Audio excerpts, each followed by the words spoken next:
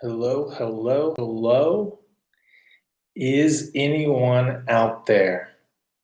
Going live on a live stream.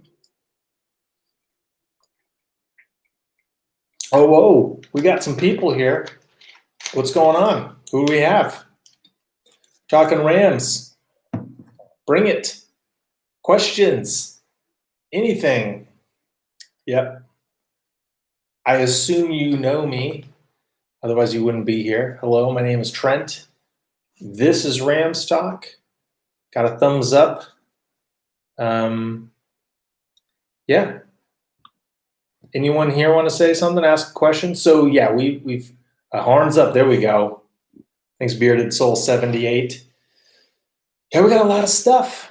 We got a lot of stuff to talk about. Hard Knocks, scrimmage, training camp, pads on, guys cut, guys brought back. Aaron Donald had the day off today. I don't know. Does anyone here watch the Facebook Live training camp stuff with JB Long and DeMarco Farr or Maurice Jones-Drew, Serena, Van versus Josh? There we go. And what's up, Kanan? Xavier Jones. Okay, I'll get to Xavier Jones in just a sec, but let me go Van versus Josh.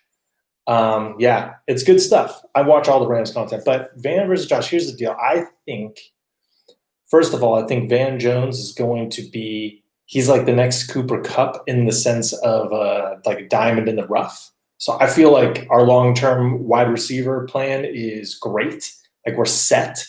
I do think, though, that Josh Reynolds will still out-snap Van Jefferson at least the first half of the season. I think Josh Reynolds, if you watch footage or highlights of camp, Josh Reynolds is making plays, but no one's talking about it because he's not the new and young and exciting guy. And I remember when Josh Reynolds came into the draft and everyone was like high on Josh Reynolds, and he's always done well. So I think Josh Reynolds is nice. I think Van Jefferson is going to probably have the better career. I don't think Josh Reynolds will be at the Rams after this season. So I love Van. I love Josh, but I think a lot of people are just sleeping on Josh because he's not Van Jefferson. He's not the rookie, right? So, but yeah, love Josh. I mean, he had just think back to that Kansas City Monday night game. Josh Reynolds was balling out. So Xavier Jones, I really like Xavier Jones out of SMU. I felt like that was a guy that could have been drafted. And to be honest with you, I think John Kelly, the guy, is awesome, but I don't feel John Kelly, the football player, really. I think he's really like a practice squad guy in the NFL.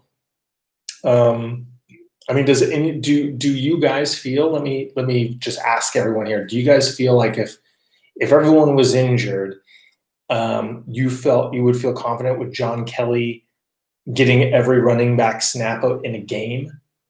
I don't, right? So, and also he had a lot of problems with pass protection. That's why he hasn't played a lot. Xavier Jones is a bigger guy. He did more in college too. So I'm a Xavier Jones guy. I'm really stoked about him.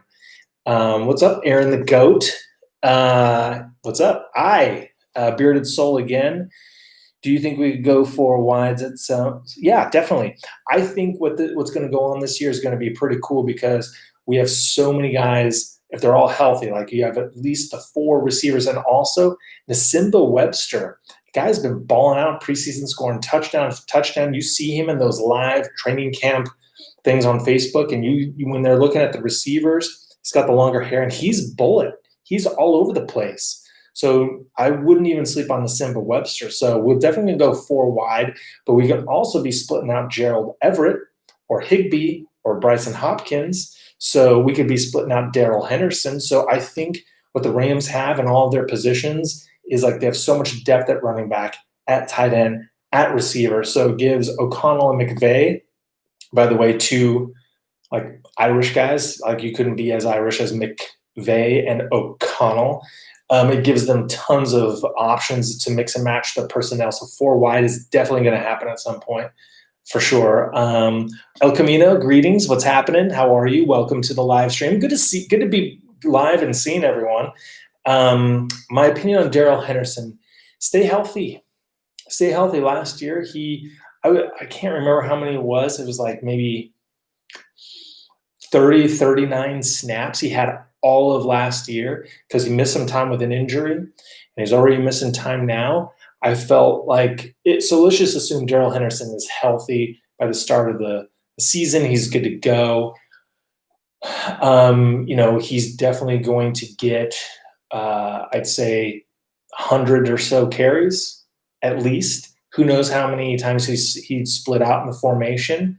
So I like Daryl Henderson as a versatile back, not a lead back, but someone who can receive. The wheel routes coming out. Memphis, he was a great receiver. So, I do feel like the running back situation is going to be like this. Malcolm Brown's going to probably start the season getting, the first series or so, but I feel like I think it's going to morph into the Cam Akers as the lead back. Daryl Henderson's going to probably siphon off about, 35% of the snaps, and Malcolm Brown will probably get about 20% of the snaps. So, but it's good. It's a good problem to have. And then you have Xavier Jones in case you really need it.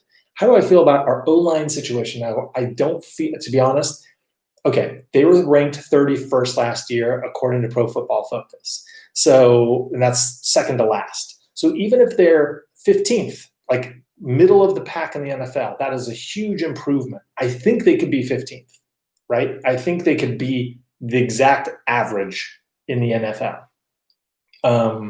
So that would help dramatically. Having Noteboom back, Corbett for a full year, Blythe at center for a full year. Because Blythe last year, when he didn't take any snaps at center, and it was just like halfway through one of the games where they're like, okay, you're playing center. And he's like, okay, cool. I mean, he had played center before, but he hadn't taken any practice snaps that year. So I think having that time will be great. But I honestly, I'm not overly optimistic about the O-line. I really am not. And maybe it's because they're going against Aaron Donald in practice and he's blowing them up, right? And the defense knows what the offense is doing, but I think that we're going to have to see it. I think they'll be better than last year, but we were insanely spoiled in 2017 and 2018 with the continuity of that offensive line with Saffold and Sullivan and those guys playing in every game pretty much for 2 years. That never happened. So, this is the O-line. I'd say I'm a little about the offensive line, and hopefully they gel and really prove everyone wrong. Are you talking about? So Scott, are you talking about Josh Reynolds? Yeah, I don't think he's going to get lost in the shuffle. I think there's what the fans always think and perceive, and the hype and the buzz and social media about Van Jefferson, which I think is all real. But I think in camp, it's like Josh Reynolds knows the system. He's good. It's not like he sucks. He's a really good receiver. So I think Josh Reynolds will be fine. I think he'll get plenty of snaps. I'm not worried about Van Jefferson completely usurping him and taking over that spot. I think that's going to be a nice blend coming in at the third receiver. But they put Van Jefferson at the X slot, which is an outside slot, against Jalen Ramsey in practice or in the scrimmage as well. So it just goes to show they're getting Van some reps on the outside against Ramsey. So that's just great. And just a side note, has anyone noticed, because I follow other teams too, just not because I'm into them, just NFL everything, and everyone is talking about iron sharpening iron. Like, okay, we get it. We get, Woods and Cup, iron sharpening iron, and Ramsey versus Woods is iron sharpening iron. It's like everyone says that about everything. So okay, we know competition makes people better. Okay, let's see. Coming down the pike here, he's a body on the team. Okay, I can't remember. Oh, Higbee or Everett? Well, Higbee. I mean, Higbee did something in 4 games last year that had never been done in the NFL before. Over 100 yards with a touchdown. I mean, it gets lost in the shuffle because he came on so late in the year. But I mean, when they drafted him, I had high hopes for Higbee, and they never really did tight end. They never really featured a tight end last year until they went to 12 tight end set. So I think this year you're going to see more 12 tight end set just because they were very successful at it. But I like it big. Now, don't get me wrong. Gerald Everett with that touchdown against Kansas City is also, I mean, when they target the tight ends, both of those guys kick ass. So, but Higbee, I mean, he's got the resume right now. Like, he did it. What's up, Preston Murphy? Julian Smith. I love the classic blue and yellow pants uniforms. Those say Los Angeles, like watching Showtime Lakers or eating a Dodger dog at Dodger Stadium. I like the classic too, but I have to tell you, and I miss a Dodger dog right now. And I miss Laker games with fans. Like, I kind of got out of the NBA season. Like, the bubble is fine, but it's just so weird without fans. I would say the new uniforms I liked from the beginning, but they're growing on me even more. Like, I just really feel it. When they're playing at SoFi, it just looks fresh, man. I'm like, I really dig it. I think they nailed it. I think they knocked it out of the park.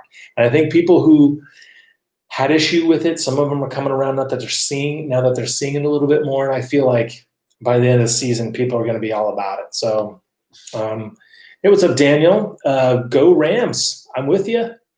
Go Rams.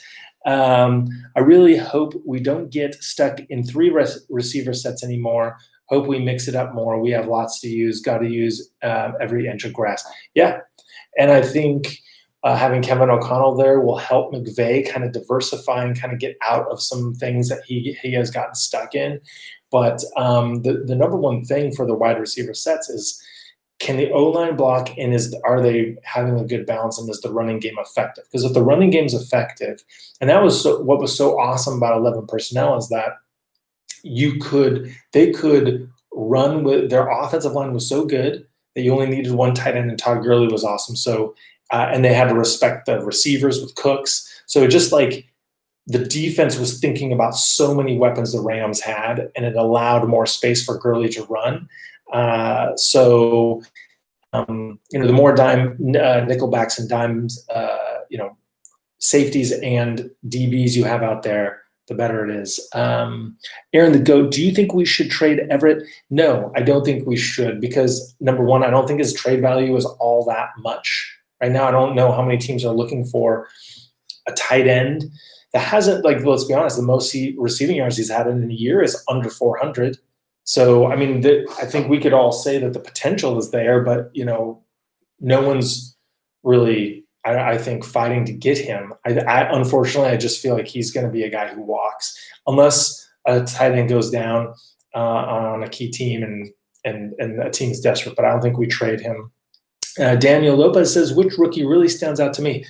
I hate to hedge on this, but I think Van Jefferson and Terrell Lewis and Jordan Fuller. I know those are 3, but Cam Akers is still coming along. I think at the end of the day, like at the end of the season, he'll be like up there.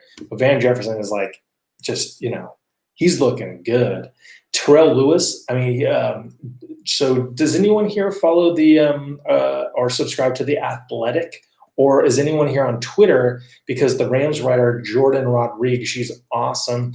And she used to write for the Panthers. And she said when she saw Terrell Lewis for the first time, she was like walking, turned a corner, and he was coming towards her, and she was like, "Whoa!"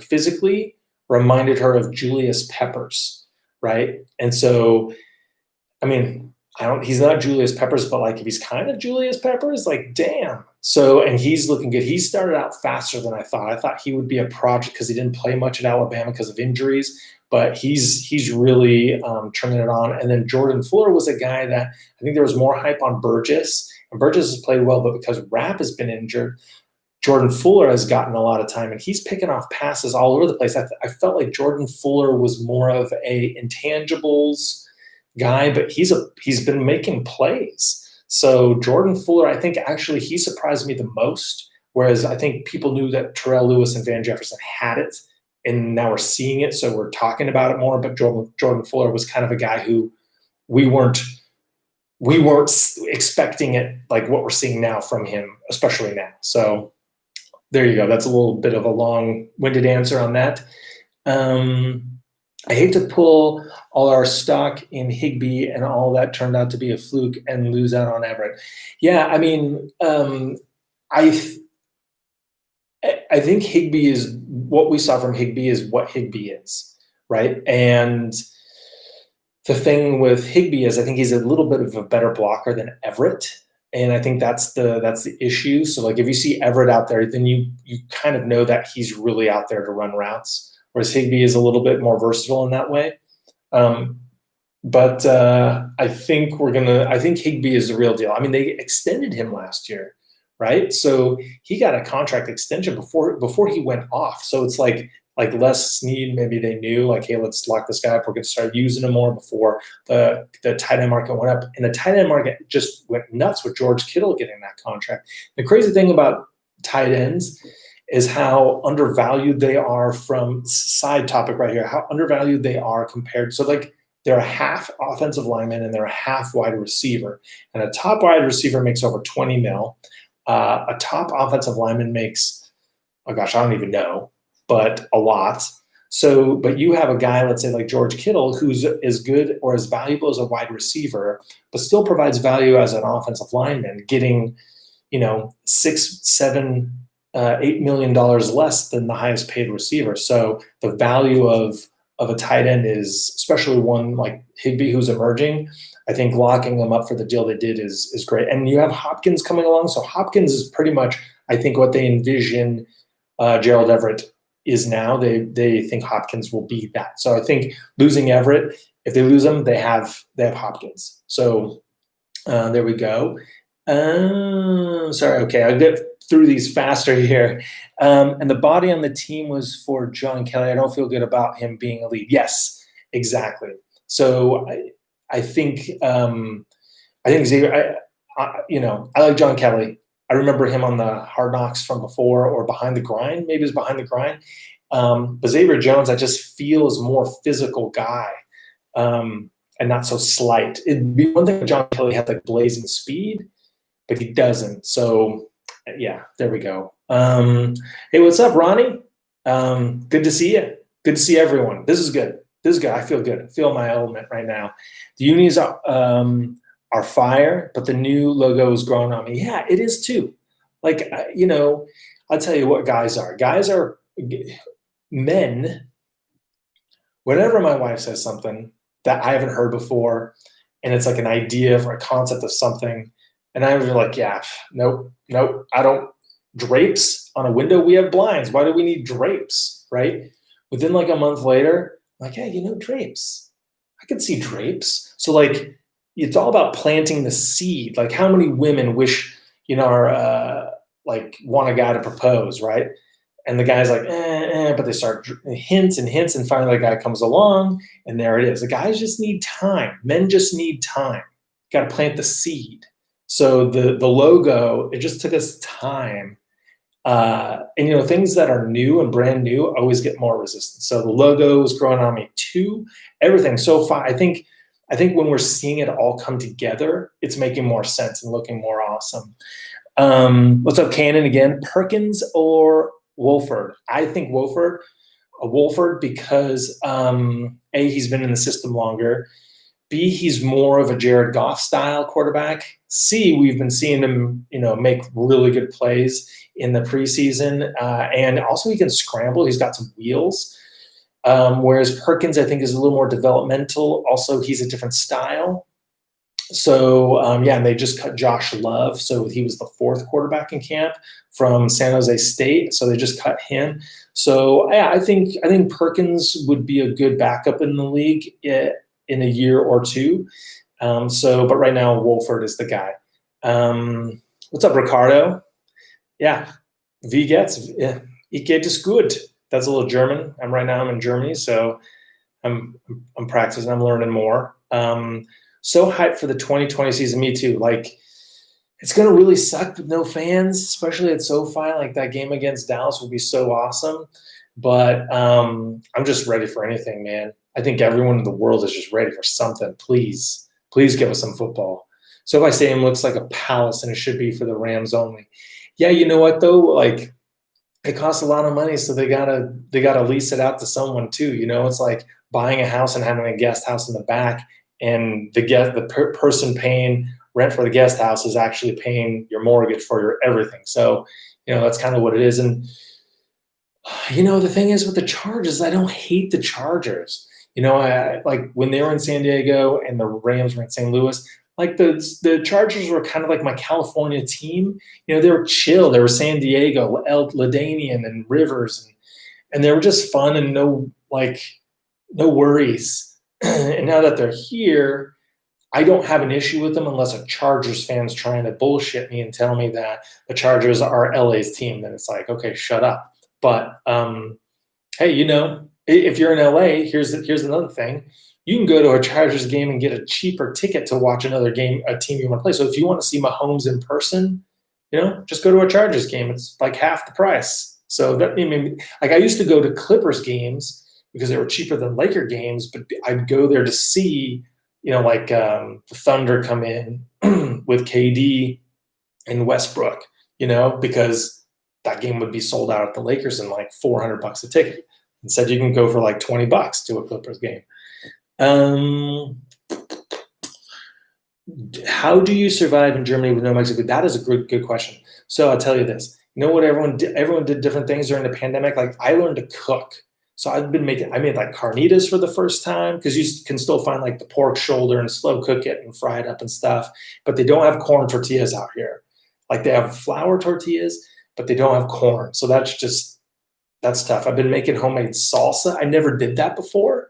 But like when you need to do it, you do it. So I've been making my own stuff, and it's actually turned out all right because they don't have all the different kinds of peppers. They have jalapeno, but you can't get habanero or chipotles and things like that. So just kind of making do. But homemade salsa has been bomb. The carnitas have been bomb. Flank steak, to make asada, I just found that finally. So. God, but a chili relleno would just really be like hit the spot right now, to be honest. Void Revelations, free chain smokers tickets. Thank you. Yeah, I appreciate that.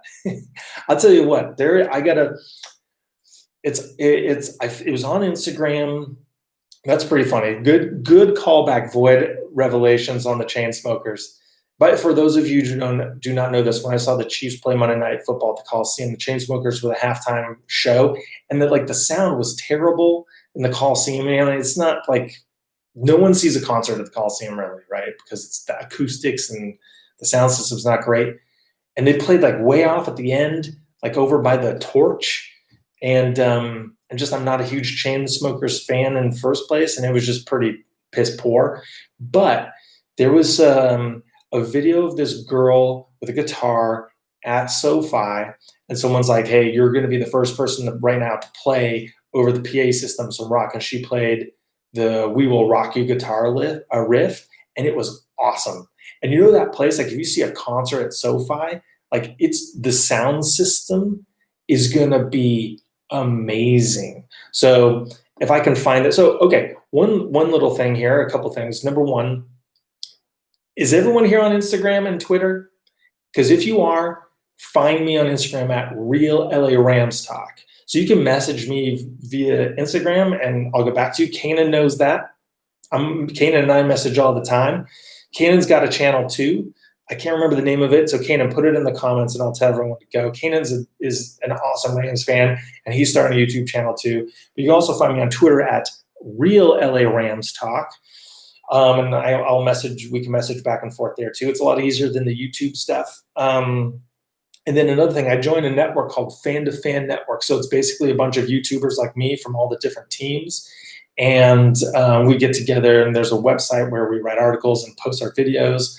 So if you guys are just like NFL fans, you just want to know like fantasy football, mock draft, any of the other teams, you want to see like their version of me talking about stuff, we'll talk about team matchups. So like before the first game, I'll talk to the Cowboys guy, Law Nation, who's got like tons of subscribers out on YouTube. So we have a YouTube channel now, and it's FTFN. And tonight, actually, we're doing a football draft. I'm going to be on there, like a fantasy football draft. I have the 7th pick out of 14 teams, full point PPR. So let me know, guys, who should I take with the 7th pick? Who would be there at the 7th pick? I'm thinking if he's there, I would love to take Zeke. I don't know if he's going to be at 7, but I'd love to take Zeke. I've never had him in fantasy. He seems like a fun guy. Okay, sorry, I'm getting sidetracked here. What do I think of them bringing back Daniel Batuli? Hey, Gray Firewolf 12. I think that's very interesting. So that they released and brought back 2 guys, Jake Gervais and Daniel Batuli. That tells me, so they let go of Brian London, the second linebacker, and Josh Love. And then they brought back another linebacker, Batuli, and another linebacker I do not know, like a new guy who hasn't been on the Rams yet.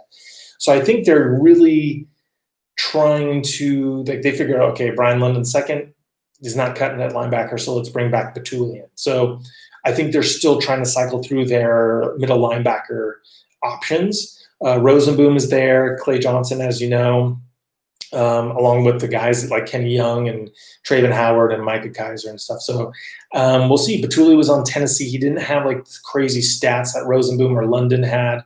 And there's another guy that I'm forgetting, but he played in the SEC. So what do you think about the kicker position? I think El Jefe, by the way, I love that. Is that a Three Amigos reference? Because El Jefe is like one of the best characters ever. The kickers, I think it's Lirim. Okay, at first someone said it was Hirulahu, and then I heard something that was Hiralahu. Or I don't even know. But I think Lirim's got it. Sloman, I think, is the odd man out.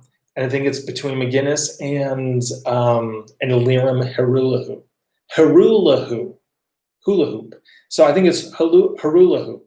And I see TK421 ask the same question. Lirim Harulahu. Everyone say it with me. Harulahu. And I hope that's right. Chargers are nowhere close to being LA's team. Exactly. It makes no sense to me. I mean, I have no problem. Hey, they're here, whatever.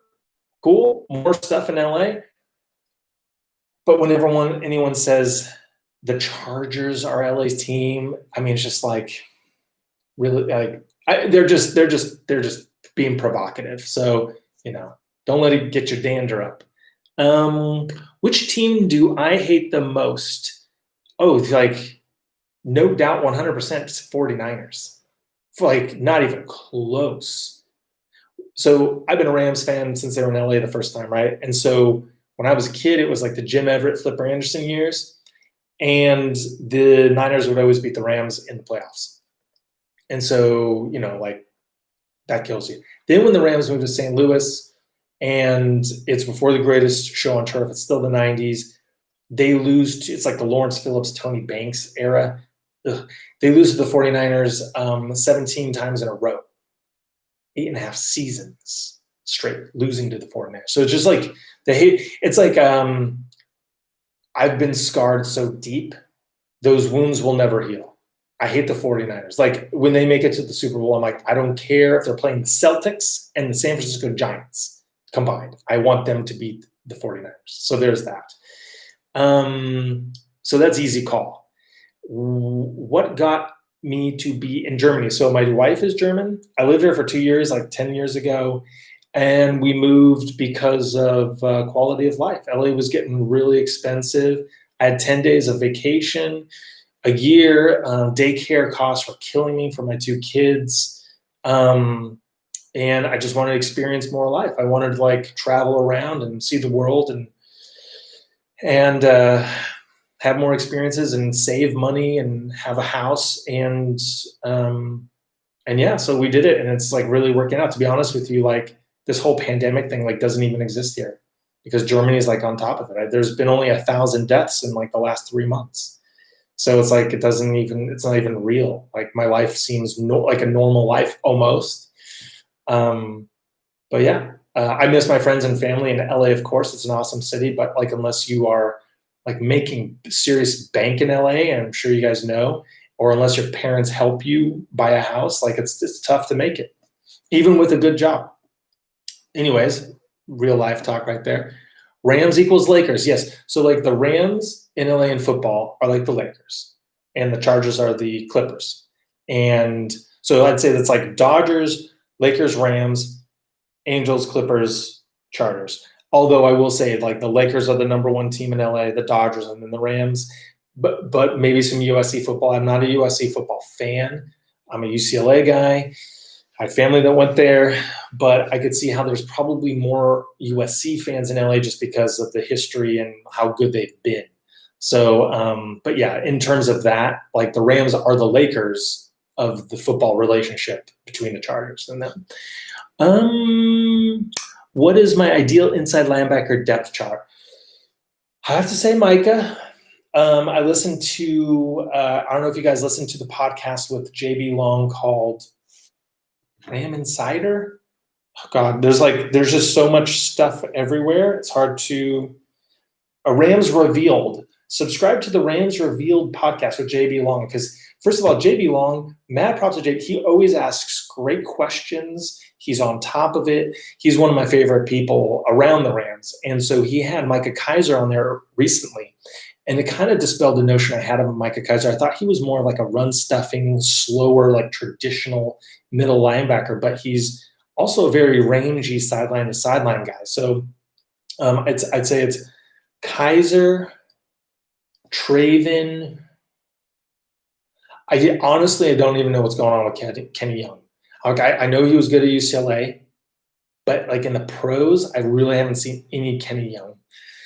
So then after those two, I would say that's a tough call because like most of everyone else is rookies. I don't even know who's going to make the cut. So it's hard to say after those two because I haven't seen Chase Rosenboom. I haven't seen Batuli. I haven't seen Clay Johnson. I mean, only in the Hard Knock stuff. But I'm trying to educate myself on a lot of things technically related, like editing video. Because one thing I've been really studying and I have a copious amounts of notes and like references on is what is Brandon Staley's defense going to look like? So in order to understand this, and this is going to tie into the inside linebacker situation, is to study the Vic Fangio defense. Vic Fangio was the defensive coordinator of the Bears when they were awesome, when they beat the Rams in that like 6-degree game. And Staley was his assistant. And then he went to Denver to be the head coach. Fangio was, and Staley was a linebackers coach. Or no, yeah, he was the linebackers coach. And that's why he has the Leonard Floyd example or connection from before. So I think with middle linebacker and just defense in general. So it's first of all, it's understanding what makes the Fangio defense so great.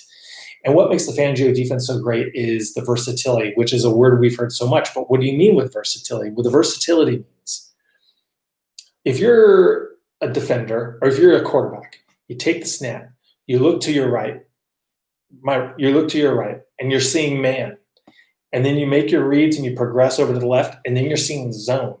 Because linebackers and safeties have switched everything because they have that versatility. Like you see Leonard Floyd drop back into coverage, right? You see, you could see a 2 lineman, 4 linebacker, 5 defensive back scheme. So I think what you're going to see is such a mixture. We could see 4 linebackers, not outside linebackers, but inside linebackers on the field at the same time. I think there's going to be so many looks, and I think the whole point is it's not like a Wade Phillips defense where you really you just know what the defense is, but it's still hard to stop because it's good at what it does. I think it's more of we're going to give you so many different looks because Burgess is in the box and Rapp is in the box, and then they're dropping back, and Floyd is dropping back, and Ebicom is dropping back into coverage to go with David Long and all these. So it's like there's going to be just go. I mean, I'm going to make this video, but if you just go on YouTube and you Google Vic Fangio's defensive scheme, I recommend you do it if you really want to get into it. There's like these Minnesota Vikings guys that break it down, like in the film against the Packers. Or no, against the Vikings. Yeah, it was a Packers-Bears game. And you're seeing, and like, it makes sense why Leonard Floyd's on the team. they show like, and this is Leonard Floyd setting the edge, and here's Leonard Floyd like dropping all the way back into coverage, and you're just seeing all the stuff that they're doing, and then you think like, wow, that's like that could be our defense, So, anyways, long story short, I just wanted to talk about that. I've been meaning to do a video, but it requires editing and all the stuff that I need to get to. Okay, so I'm going to go through here a little bit. Wow, I kind of rambled on and lost my place here. Do you think Kaiser will solidify the middle? I think so. He's a smart guy. And also John Johnson's going to wear the green dot. What that means is he's going to be the one communicating the defensive calls. So last year it was Weddle, and the year before that it was Littleton, but Littleton didn't really like it. So that's why last year it was Weddle. And so even though Micah Kaiser's smart and he could probably handle it, when you're the safety doing it, then the middle linebacker can just like hear what the play call is and then like play and react. He doesn't have to worry about being the supercomputer of it all. So I think Kaiser will do good, but Kaiser's just kind of a microcosm of what this team is this year. Is a lot of question marks. Guys that we're high on: Obo, Kaiser, Traven Howard, David Long, all the rookies. Sebastian Joseph Day, is he going to play? But offensive line, Cam Akers, Daryl Henderson, like we don't even know. Who do we sign? Hey, Josh Chapman, how's it going? Who do we sign in free agency next year? I mean, that's a tough question because it just depends on what they do with the cap, with re-signing Ramsey. So I think they're going to have to restructure Aaron Donald. But then I want to re-sign Kupp. I think we're going to see Everett leave. I think we're going to see Josh Reynolds leave. I think we might even see Samson Ebukam leave.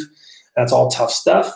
It depends on if we keep Leonard Floyd, if we let Leonard Floyd go, or if we keep, bring him back. Ashawn Robinson, will we cut him? So, I mean, I don't even know who's a free agent next year, to be honest. I haven't looked that far ahead. Sorry, Josh. I wish I had an answer for you on that.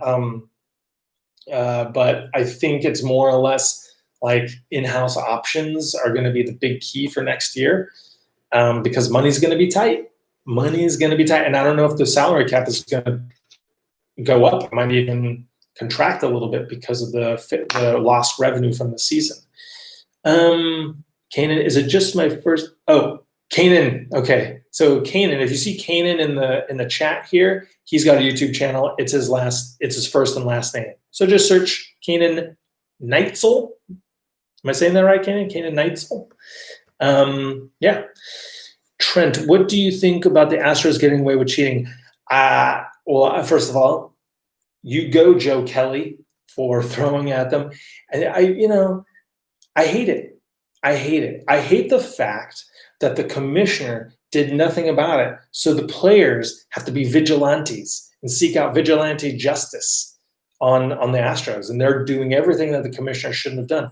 And I mean, this is a whole episode, but I mean, the Dodgers won that World Series, in my opinion. So, and you notice like a lot of guys on the Astros are like conveniently out for the year this year. They're just like, no, we don't want to deal. Oh, I have a carpal tunnel. I have tennis elbow. I'm out for the year. They don't want to get beamed. Screw the Astros. Screw the whiners. Yeah, Ronnie Bell. Screw the whiners. Like, okay, here's another thing. Hot take. Do the Niners even make the playoffs? I mean, they expanded it to one team, but Super Bowl hangover is real. Rams, we didn't think the Rams would miss the playoffs last year, right? There's no way we thought the Rams were going to miss the playoffs last year after they go into the Super Bowl. But the Niners have a lot of injuries. They could regress. I think the Rams are going to be on the rise. I'm not really too jacked up with Seattle, but I feel like the Rams and Seattle could make the playoffs over the 49ers. I'm not saying that the 49ers will miss it, but I mean, it's possible. There are going to be 3 teams in each conference that made the playoffs last year that will not make the playoffs this year. That's just every year the turnover is like that, every year. So that means 3 teams in the NFC that made it last year will not be in there this year. And the Rams, there's one more playoff spot. So basically, there could be 4 new teams in the NFC and AFC. So hate the Niners and Patriots. Yeah, I hate the Patriots too. I mean, come on. It's like I know how people in other parts of the country hate the Lakers because they just always won, but they weren't as douchey as the Patriots. And Tom Brady giving his son an open mouth kiss. Like, come on. Wait, Laker game postponed? Why is that? What happened? Did the bubble burst? Oh man, damn it. Luka Doncic though. Let's just Luka Doncic appreciation. Hey, I'm gonna keep putting this in there, guys. I got a fantasy draft tonight. It's gonna live stream on Fan to Fan Network on YouTube at 4 p.m. Pacific time, and I have the 7th pick. Who should I take with the 7th pick? I want to take a running back. Zeke, Saquon. It's a full point PPR. Let me know what you guys think if the person's available, right? Like I would love to take Lamar Jackson, but Zeke would be fun. Beating the 49ers was a long-time Rams fan Super Bowl. It is. That was the thing. Like even when the Rams were crappy in St. Louis after the Greatest Show on Turf, so like when Danny Amendola was our best guy, and I think we had that game where we like tied the 49ers. Like that was a huge win for me because the 49ers were good that year. So it's like in baseball and in football, like as long as we just beat the Giants, beat the 49ers, and I'm happy. I'm happy. And, if the 49ers are good, as long as they lose the Super Bowl, when they lost to the Ravens, and then when they lost last year, I was like, oh, thank God. Thank God. Yeah, the Rams will get one this year. But the thing is about the Rams-49ers games this year is that the 49ers schedule set up, it's so advantageous for the 49ers. Like the Rams come off of like a road trip and then they travel on a short week to San Francisco after San Francisco just like plays the Jets at home. So you're just like the meetings really do favor the 49ers, and that's has me a little wary. If you look at the schedule and you see how like the couple of games leading into each matchup goes. But yeah, we can definitely take one. I mean, we were a blown Taylor Rapp, Jalen Ramsey, whatever coverage last year away from potentially beating the Niners. And that first time we played them, we scored first. We marched down the field, and Robert Woods, I think, had that end around and scored. So, the 49ers didn't blow us out. And I think we're better this year. So, yep. My wife is not a Bayern fan. My wife is from the north of Germany. And people in northern Germany are not huge fans of southern Germany. And Bayern's in the south. My wife is not a super sports fan. That's kind of why I started Rams Talk, so I could just have – she got tired of me talking about sports to her. So that's why I'm happy to be talking to you guys. But no, she's not really a soccer fan. I live in Hanover, and the team that is the Hanover 96 is in the second league. So they're not that great. But Dortmund is close. It's like an hour away, and they're a top team. Let's see. Yep, Kanan Neitzel. Yep, gotcha, buddy. Everyone, Kanan Neitzel. All right. 49ers fans, so nice, annoying. San Francisco fans in general, so annoying. Go Bruins. Okay, Ringo Free. Fiery. Yeah, 49er fans are so annoying. I totally agree with you on that. But I have to be friends with a couple of them. Just they're in this other fan network I'm in. Go Bruins all the way. Thank you, Carl, by the ton. How many tons, Carl? That's the real question. Carl, how many tons are we talking? But go Bruins all the way.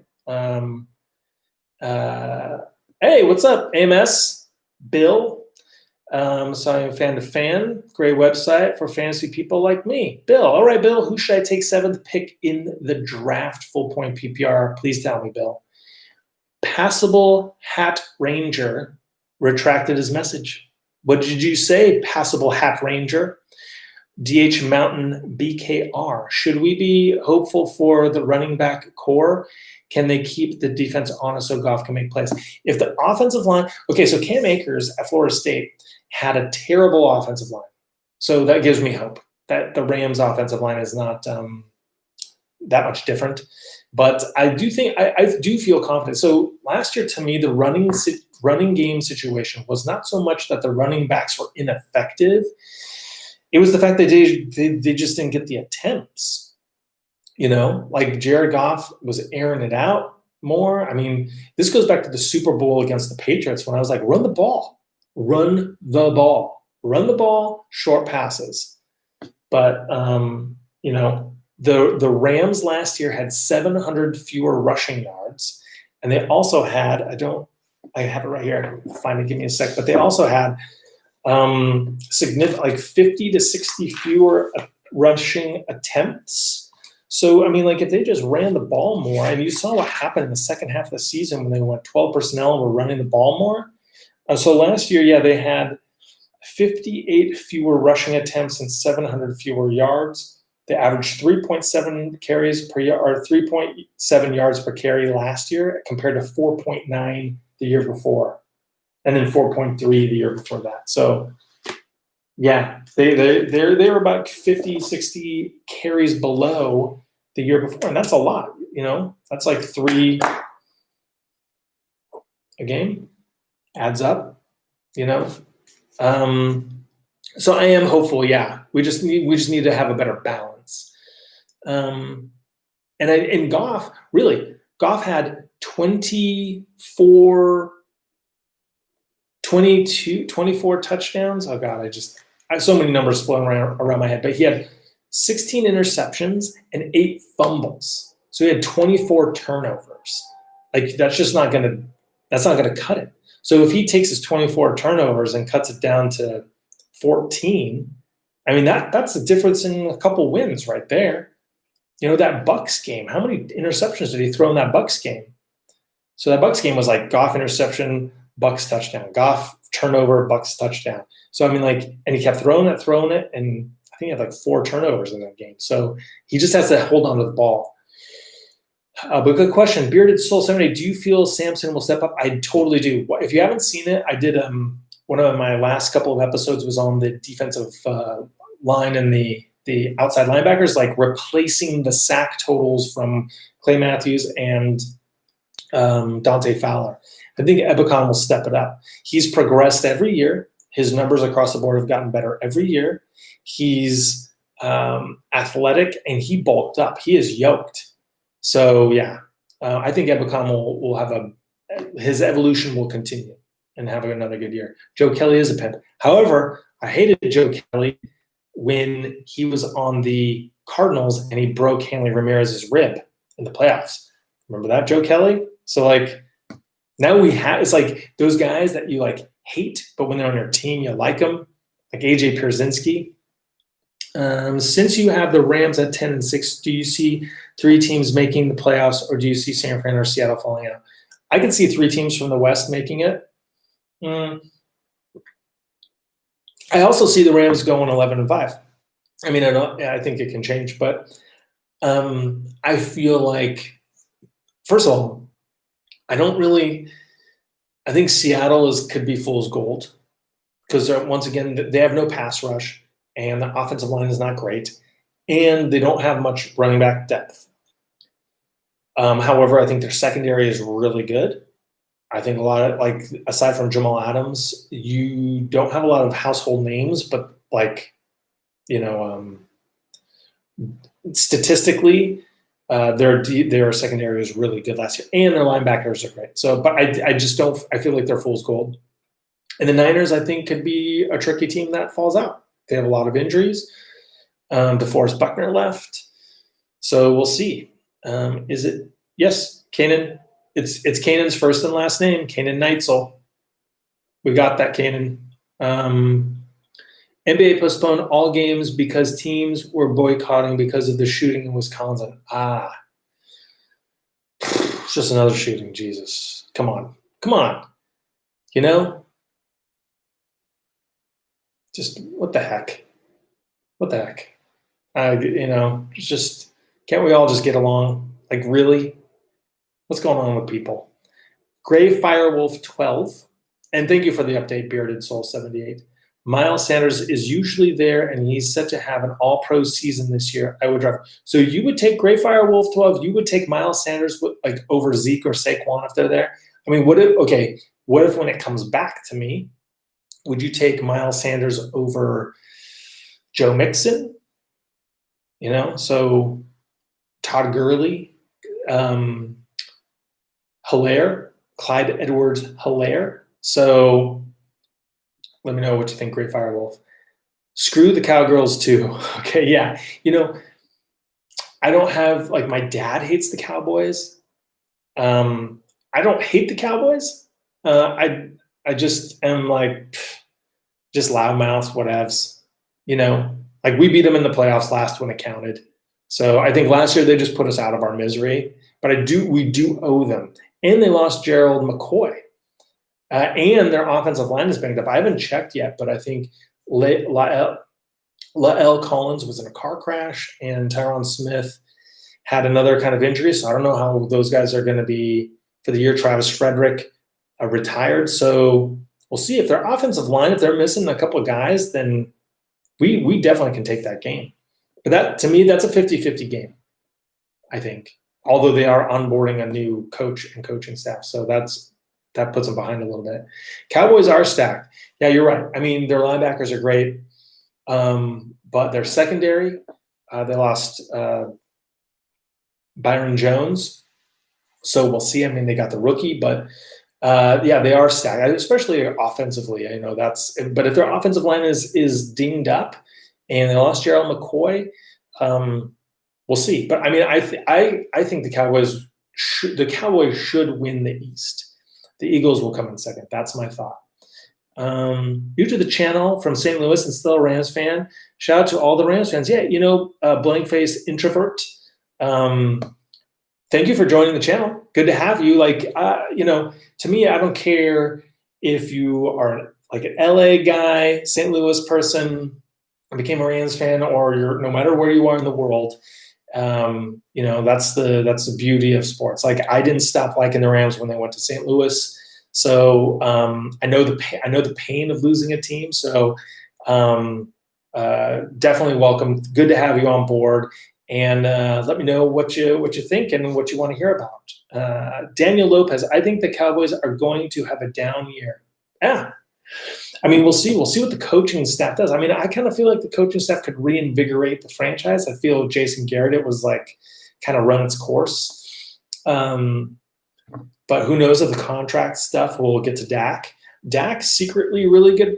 Not a lot of people think of him as like a fifth round pick, third round pick. But I mean, he had a great year and they got CeeDee Lamb. So, but if their offensive line struggles, that's going to be tough. See, oh gosh, I really got to speed up here. Okay, what's your next vid going to be about? Gosh, I don't know, Daniel. Like, I have some ideas. I want to talk about the offense. I want to talk about Goff. I want to talk about the defensive scheme with Staley, which I talked about earlier. So I have a couple ideas, but let me know. Is there anything you want to see? The running back battle? Yeah, let me know. Okay, Michael Thomas. I would love Michael Thomas if he's there, but I don't think he will because it's a PPR league. So I think he's going to go. Austin Eckler, yeah, as PPR, that would be great. Todd Gurley. I think Todd Gurley is going to have a really good year because the offensive line in Atlanta is better than the Rams. Matt Ryan will dump it off to him. They have two outside guys, Ridley and Julio. And he's going to get those dump offs. Like Donta Freeman got a lot of dump offs in the passing game in the past. So I think Todd Gurley, he's people are going to be like, oh, wow. But I just don't think Todd Gurley is long term. Mark Andrews. Okay, interesting. And Cortland Sutton. I don't know if Cortland Sutton's going to last that long. It's 14 teams. So that's a crazy thing. But, hey, Bill, I really like the cheat sheet there. I'll definitely refer to that. I think the Winers won't be that good this year because the league knows what they want to do. Yes. They lost Matt Breida. They lost some guys. And Brandon Ayuk, I mean, Deebo Samuel's dinged up. Brandon Ayuk is dinged up. Will Kinlaw, will he be as good as DeForest Buckner? I don't think he will. Is their secondary legit? And also keep in mind, the moment that San Francisco loses Richard Sherman between injury or he gets old or, whatever, like their secondary has nothing. They're not that great. So that's definitely the downfall of the Niners. Cowboys front seven is mean. Yeah, they lost Gerald McCoy though, but did they get Robert Quinn? They either had him or they lost him. I cannot remember. Hey, Josh Chapman, let me know. Remind me who their front seven is. I mean, I know their linebackers are studs, Van Der Esch and Jalen Smith. And obviously DeMarcus Lawrence. Tony Pollard fantasy pick. Okay, so backup for Zeke. Okay. And Josh Chapman, being new to the channel, really bringing the heat. I love it. Bearded Soul, Jonathan Taylor, think about India line. Yeah, so that's the thing. And I have a feeling that, Marlon Mack put up great numbers. I mean, there were some games like he was crushing it. But I don't – first of all, he's injury prone. He never really had a full season of carries. So I think Jonathan Taylor is going to be odd. Like, I'm in a dynasty league and I have the first pick. And really it's just all rookies. You're just selecting rookies and some guys that weren't kept in the dynasty league. So I'm going Clyde Edwards-Helaire, but Jonathan Taylor I think is going to be the number 2 pick. I think long term, I mean, man, that O-line for Indy is nasty. On the way back. Okay, hold on. That was in reference to something. Jonathan Taylor on the way back. Yeah. Okay, I gotcha. Go Rams, Pooh Bear, all day, every day. Last, Cyan Prince. Do you think with the injuries to the O-line last year, the Rams now have depth, experience to protect off and create running lanes better than this year? Definitely. 100% do. Plus, you have Blythe starting at center, whereas he didn't last year. You have Corbett locked in for the whole year at right. Noteboom is back. And what everyone says is that year 3 is where it clicks for offensive linemen. So we'll see if that holds true for Noteboom. I think Edwards and Evans. I mean, I think the offensive line will be better. It will be better. Havenstein, his whole career was solid, and then 2 years ago was awesome. And last year was terrible. So I don't, he might not be awesome. He's not terrible, but if he's here, I'll take it. If he's 80% of his best instead of 50%. So, I think having the experience really helps and being in the system really helps. Rams win 20-10. Okay, let's do it. I'm in. Any Rams win is good for me. Zeke and Saquon won't fall. Sanders is set up to be the only real running back on the Eagles. Guaranteed volume typically converts to points. Sanders or Helaire are both good picks. Yeah, I mean, but the thing is, so in this league, so 7th pick, you're gonna have McCaffrey. I think Lamar, Mahomes, and Michael Thomas are going to be gone, and then you have Alvin Kamara, PPR league. I think he'll be gone. So that's 5 guys right there. So then. Zeke or Saquon, I'm hoping. I want a fun young running back. Why can't we separate society from sports? Yeah, I mean it's just tough. It's tough because how do you change something? How do you change something? And I think that's what the players in the league are trying to do. They're trying to change something. So, I mean, I know we all want to just have life as normal, but I mean, even with the pandemic, life is not normal. So let's just all be better people and get where we need to be as a society and then play sports and just think about sports because everything is fine. But, the games will be played. Games will be played. So that's the good news. Jared Goff will be elite this year. I think Jared Goff, he hits 30 touchdowns. I think he hits 30 touchdowns.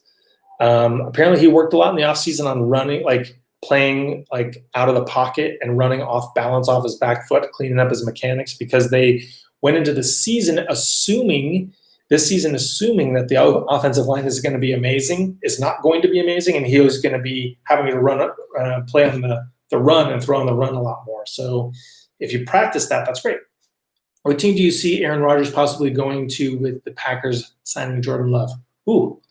Huh.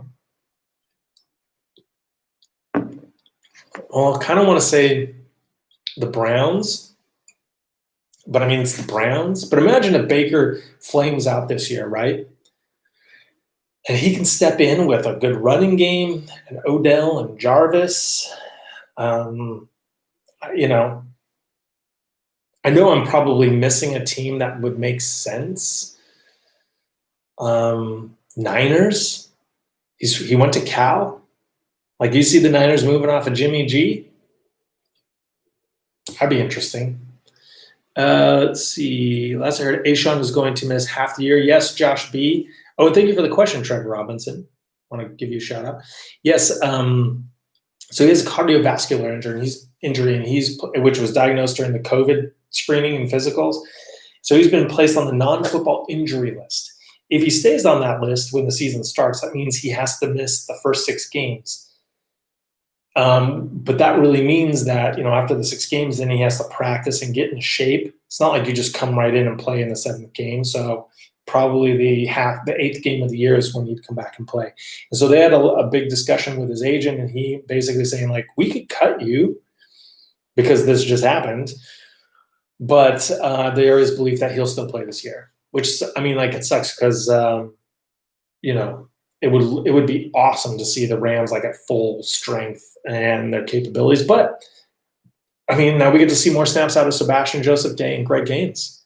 That's awesome. So like, I'm all for seeing the young guys. I want to see more Obo. I want to see, more David Long and Micah finally. So, yep. Goff, 5,000 passing and defense leads league in sacks. Whoa, Pooh Bear. Are you in California? Because I know weed is legal in California. Those are some high takes. 5K passing. Okay, last year he had 4,600 yards.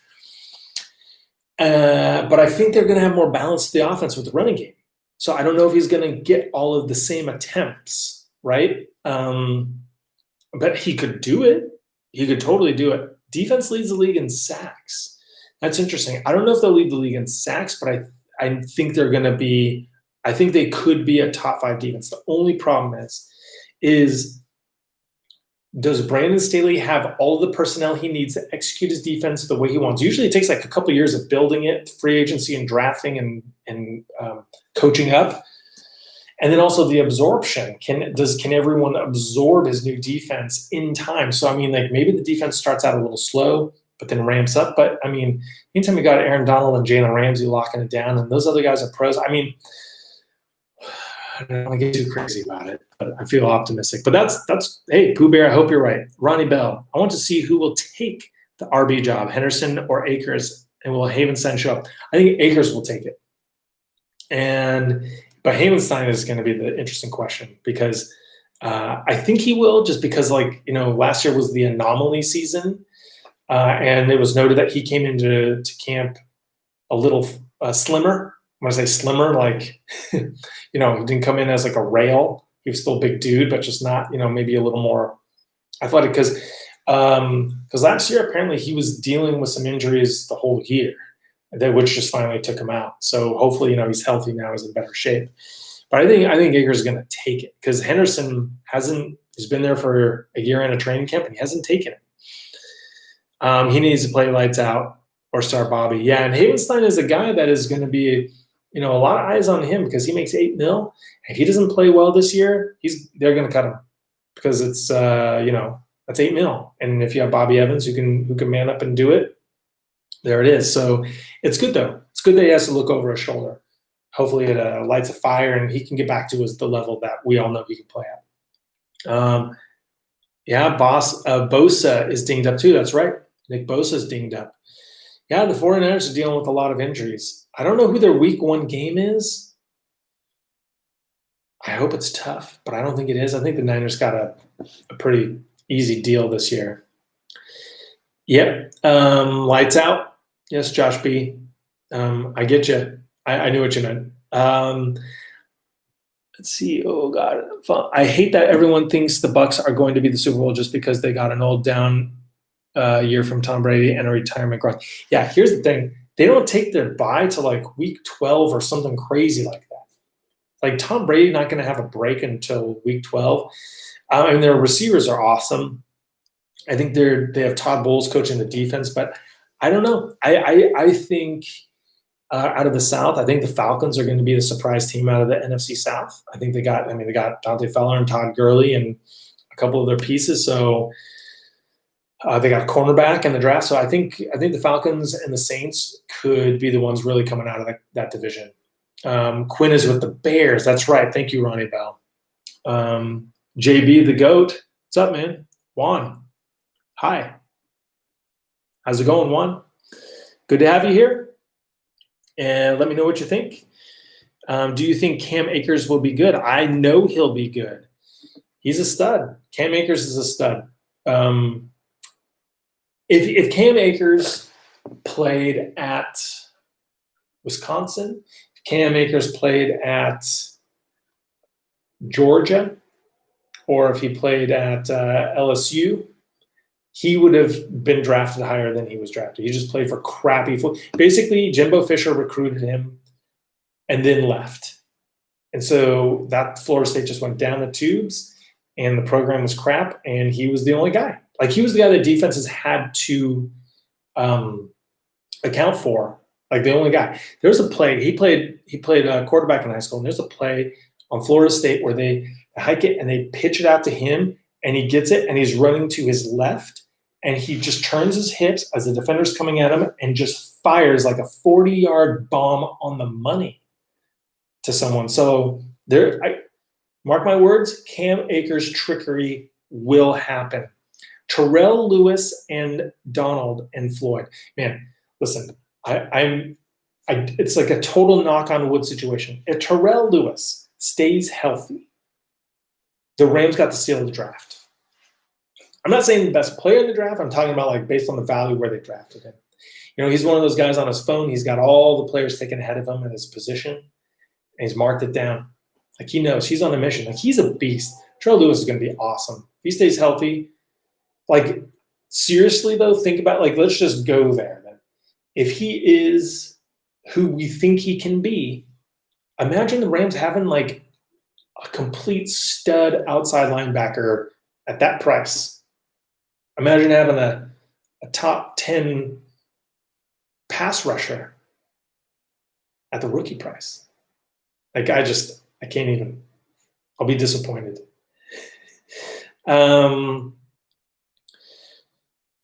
Stephen Rowe, dude, I'm so happy football is happening. Me too. I just saw my I got an email saying that my card was charged for Game Pass. Oh yeah, it's like the only time I'm ever excited that money's been charged, or I've been charged for something. So that just made it real. I love it. What's up, Jonathan? How's it going? Happy to have you here. Let me know what you think. Gray Firewolf 12. We really only a QB away from a Super Bowl run. The rest of the roster is solid. We really need Jared Goff to step up and be worthy of a number one pick. You know, you give me a Rodgers Saffold. You give me a Quentin Nelson. You give me a top 5, top 10 offensive line, and Goff will be awesome. Guaranteed. I'm not worried about it. You know, because then, like, it's all about balance too. You know, you need the run game. You need that stuff to work. So the defense, I think, will be there. Everson Griffin from Vikings as well. The Cowboys signed Everson Griffin. Whew. Yeah. Okay. Josh Chapman, touche. You're right. Yeah, that's a good signing for the Cowboys. Yeah, they are stacked. Let's just hope they're the Cowboys about it, though, and underperform.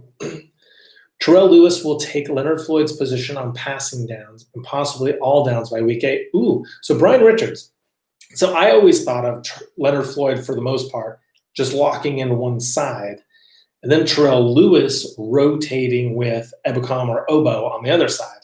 But granted, I mean, they could all kind of like mix and match. But I feel like Floyd, if Floyd just does what he's supposed to do, isn't like, you know, the most amazing, but isn't terrible, but it's just like there, then I think Floyd, I think he'll be safe.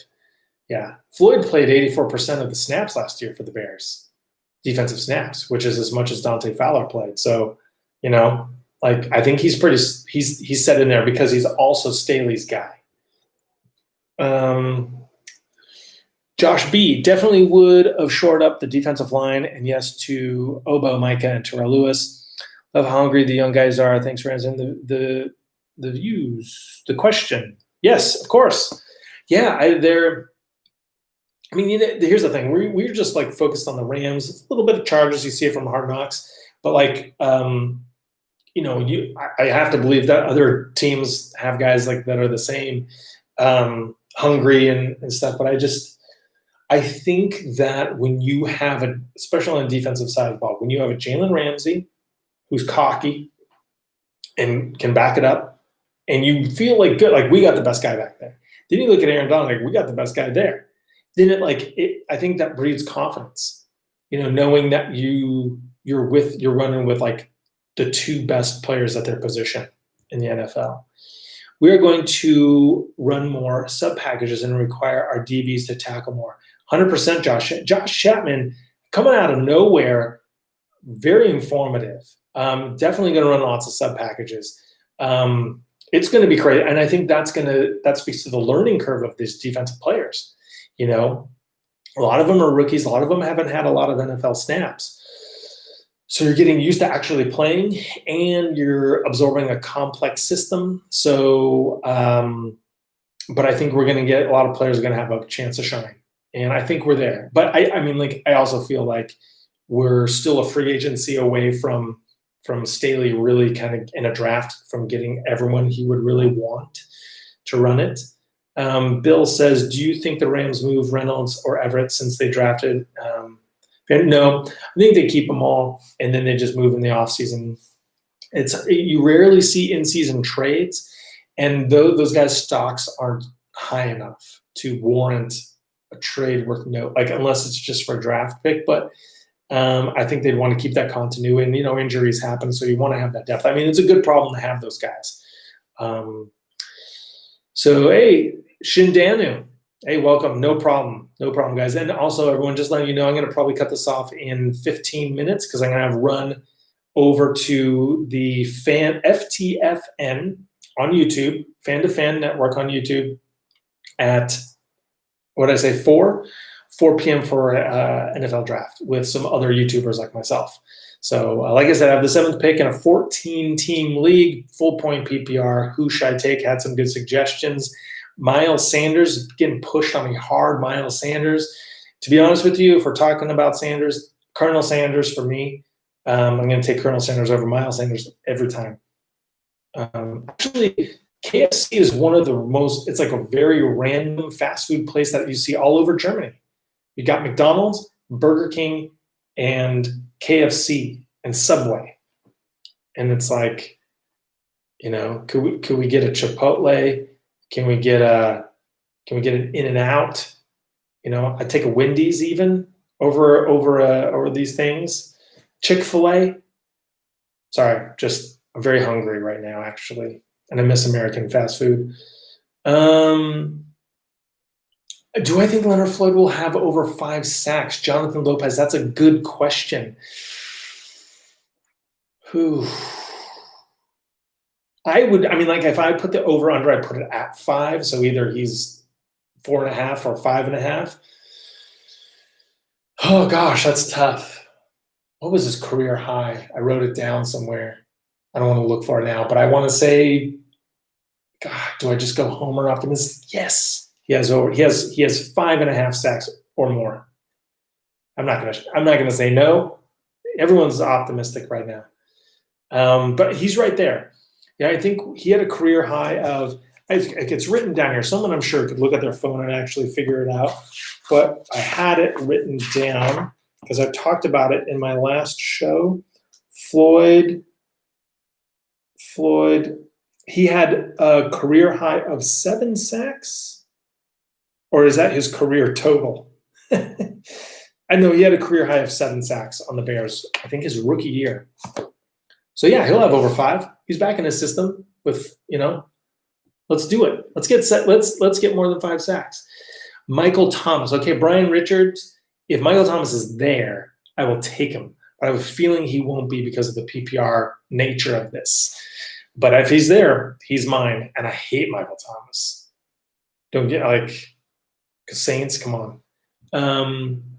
We should have kept Saffold and not signed Gurley that early. Well, Ronnie Bell, I would argue that we should have kept Saffold but not signed Clay Matthews and someone else. Dante Fowler was good for us last year, but I really felt it was like between Saffold and Fowler. Oh gosh, I had this. There was like another player on the Rams that they signed last year that, I think Weddle and Matthews, maybe we could have kept Saffold, but I think long-term contract-wise, it wasn't going to work because of everyone we've paid. We should have just not have given Gurley the extension and Cooks the extension when we did. Like, that's what it all comes down to. Then we could have afforded so many more guys. Jonathan Lopez, why do people keep saying the Cardinals are going to be better than the Rams? I'm pretty sure Sean McVay hasn't lost to the Cardinals. Yeah, well, it's just how people are.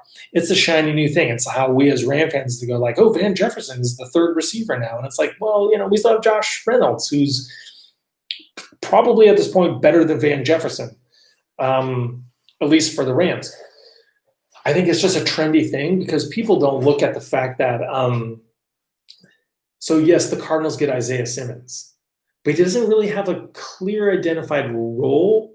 He's kind of a hybrid linebacker. So I don't know how many times I've seen super freakish, athletic, amazing college linebackers taken in the top 10 fizzle in the NFL. So the defense was like the worst defense in football last year. Like, it really was. Their offensive line wasn't great either. So what did they do with defense? They just get Isaiah Simmons. That's it. Their secondary outside of Patrick Patterson and Budda Baker sucks. They have Chandler Jones. I don't know, is Terrell Suggs still on the team? So you have that. You get DeAndre Hopkins. Good move. Kenyon Drake. But the offensive line. Kyler Murray. I mean, I don't know. People just want to be trendy. Like, everyone was on the Browns jock the year before. I don't know. I mean, they could do well, but I don't feel it from Cardinals. I mean, you got to pay your dues, right? Like, have a winning season first. And then, so if they were 9-7 this year, it wouldn't shock me so much. But, to be the next thing, no. People just like the flashy thing. Ronnie Bell, hey, thank you. Thank you for the kind words. Go Rams. Yeah, I love this, so I'm happy to do this stuff for you guys. I'm actually staying up to 2 a.m. to do this draft, and so that's why I want to do a live stream since I'm going to be awake, and then I got to wake up at 7:30 and get the kids ready for school and then work. So, it's got to keep hustling. So, hey, like I said before, if you guys are on Instagram, LA Ramstock, follow me there. Like I said, you can message me, and on Twitter, Real LA Ramstock. I started a TikTok, but I can't really do it because TikTok you need to post 3 things a day, and once you skip a day, then you fall out of it, and you're like, oh God. So if you want to, if anyone here is on Ramstock, if anyone here is 13 years old, Ramstock on TikTok. I will say this: TikTok is fun. No negativity. It's fun. So if anyone here is like, Clint Eastwood, get off my lawn, I'm not going on to TikTok. It's a fun place to be. Just saying that. Just throwing that out there. Okay. Cooks. Josh Allen Cooks. Yeah, Brandon Cooks, huh? Yeah, to me, I always like Cooks, but I honestly feel Cooks, if you're talking about Brandon Cooks, he is 1 concussion away from being done. And that could happen this year. I don't want it to happen, but I also feel like, if he's healthy, he'll be good for the Texans. I think he's kind of a sleeper. But man, he's been concussed a lot. I mean, I hope he's okay. Cardinals' offensive line and defense stinks. It does. Andrew Sansom, I agree with you. That defense is not going to go take them places. They're not there yet. Josh Chapman, Cliff Kingsbury is supposed to be the new McVay, and it sells tickets. Yeah, I mean, listen, they looked better. Okay, you go back 2 years when they had Josh Rosen, Sam Bradford and Josh Rosen. I mean, that team looked – they had the number 1 pick. That's how bad their team was. Their team was just horrid. It unwatchable. And then they turned it around with Kyler. You get excited, then you get DeAndre Hopkins, you get Isaiah Simmons. So now you're like, okay, let's build. but they're just not there. And I'm not a huge believer in Kingsbury, but it'll be fun. Like the NFC West will be really fun. Hey, Andres Castillo, what's up, man? Good to see you. Thanks for joining the live stream. Man, this is Josh Chapman's a new guy, but there's a lot of familiar faces or names, people I should say, from over the years. I really appreciate you guys and all the love and listening to me talk about the Rams. It's fun. It's really fun, and I appreciate it. So this is awesome stuff. Simmons, they working in at Mike. Oh, really? Interesting. We'll see. But I mean, like, I think that's how the NFL is going. Like, you have all these hybrid guys, safeties that play linebackers that play safety. Like, it's almost an interchangeable position anymore. So I'm like, look at John Johnson. When John Johnson was playing, he was guarding the tight end, right? Which is also something that a linebacker could do, a Mike linebacker could do, or an outside linebacker could do. Leonard Floyd also is good in coverage, just throwing that out there. Bear Soul again, do you think Wade was a scapegoat for us last year? I don't think he was a scapegoat, mainly because I just feel like it was just time. Like McVay had his time with the Rams and being a head coach, and I think he just, after playing other teams and seeing stuff, he just wanted a different take. He wanted something a little different. So, last year the defense was good. You go to the Super Bowl, the defense kept the Rams in the game. But we had a lot of turnover. Special teams, the whole special, like Zerline and Bones Fossil, all gone. So I think it was just, nothing lasts forever unless you're Brady and Belichick. That didn't even last forever, but lasted for a long time. So I just think it was more like just sometimes, some days you want a double-double, and some days you want a barbacoa burrito bowl. Like you just want a different flavor. Oh, barbacoa. Oh. Checking in from Dallas. Much love, brother. Thanks, the Sweet Tooth. Hey, the Sweet Tooth. So how are you a Rams fan being in Dallas? You must be from LA or St. Louis that's living in Dallas. Because if you're from Dallas, how are you not a Dallas Cowboy fan? Either way, I'm happy to see you here. So thanks for viewing from Dallas. Yeah, good to see you. Jonathan Lopez, how many Hard Knocks episodes are there going to be? Gosh, that's a good question. I don't know. This is weird. Usually I was thinking when I was watching, I was thinking about like the format, how it would normally be if it was one team and they were going over preseason games and stuff. But I really have no idea. I would guess that it would be up until like the week before the season. So like they have cuts on the 5th. So that's going to be a huge episode of the cuts. And then they can re-sign guys to the practice squad on the 6th. So I think up into that range. So what is that, like maybe 2 more Tuesdays? Because, they just turned around that footage from the scrimmage on Saturday really quick. So, they're pretty much like right there in real time with it. Mark Jaramillo. I hope I said that right. Jaramillo. Soft J? Hard J? Let me know. Salute, great channel to talk about our Rams. Thank you, I appreciate that. Let me know what you want to know. What do you want to talk about? I'm here. I appreciate you. Jonathan Lopez, was last night's Hard Knocks episode good or exciting? Okay, so last night's Hard Knocks was, it was because you got to see the scrimmage, but also like, and I don't want to rip the Chargers, but like it was more exciting Charger stuff than previous Charger stuff. Previous Charger stuff was all like COVID-19 crap and not really football. So I actually wrote down some notes that I wanted to talk about Hard Knocks since I didn't get around to recording an episode about it. But, you get to see a lot of SoFi Stadium, which was awesome. Like, I'm so bummed that A, I live in another country, and B, no one can go there, but it would be awesome to see it. Those are my notes. Something else.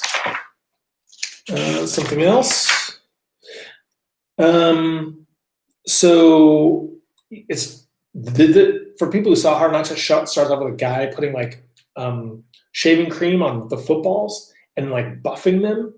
You know, it just made me think of like the Tom Brady guy who was like taking all the balls and letting the air out. You know, it's like that's a dude for every team. They all got their ball boy. Blocking. So like they talked a lot about blocking, how like receivers got to block, and that's something we always said about Robert Woods. We love how he just is like a complete player and he blocks. Keenan Allen is the same thing, but like, I mean, they emphasize that. So you know, I think that's really what separates the elite receivers from the ones who don't get on the field is the blocking. Brett Favre. Okay, so Brett Favre was on it. So Brett Favre is like a godfather to Clay Johnston. There's a picture of Brett Favre when he was young, holding baby Clay Johnson up like a football, like he was going to throw him. It was pretty cool. But also, like, Brett Favre, man, NFL aged him like the presidency ages presidents. Like, he went in the NFL looking 24, and he came out of the NFL looking like 54. You look at him now, you can tell he wears a hat all day because, like, his forehead is, like, pale white, but he's got, like, the red nose. But, you know, Brett Favre was a fun guy. Juju Hughes. And, yeah, I mean, it was just so long-winded thing. It was good. But you get a lot more action. I think it was more entertaining overall. They step away from the COVID stuff and you just get more football. What do you think about Aaron Donald getting 5 sacks on our starting line in scrimmage? I think it was just 2 series or so. Any O-line concerns? Well, a little bit, but and thank you, Realist Ray. So a lot of what the defense knew a lot about what the offense was doing, you know. So that was, you know, they kind of like had a tip the whole time. They just kind of they practice against these guys, so you kind of know what's coming most of the time. Yeah, at the same time, I mean, AD did really like go through them like a hot knife through soft butter. So, yeah, there are O-line concerns. I will say, yes, there are. So until we get to a game and they look like they're actually asserting their will on a team and not having too many penalties and pre-snap penalties, then I'm going to have concerns about the O-line, simply put. But there aren't many O-lines right now in training camp that are facing Aaron Donald. So let's just kind of call it how it is.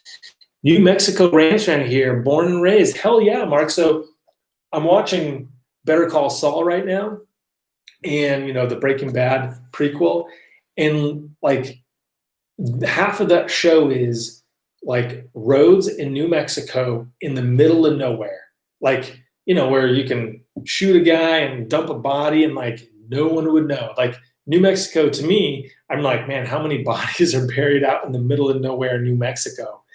I just was watching that the other day. So I don't know if you watch those shows, but I get a lot of Albuquerque action from that. But hey, good to have you on the channel, and go New Mexico. I'm going to get picked up here. A Rams media job. Dude, listen. So I moved to Germany a year ago, but I told my wife, I'm like, listen, the Rams ever offer me a job, like, we're moving back. Like, you don't even understand. But I will say the JB Long is good, and their social media team is good. A lot of good stuff. Like, they're really like progressive with a lot of the content they're putting out. I don't follow other teams as much, but I feel like they're doing a really good job. And thank you for the kind words, Shindown. Brandon Avila, do you think Van Jefferson will eventually replace Josh Reynolds at the wide receiver 3 spot this year? I think that is, I would say,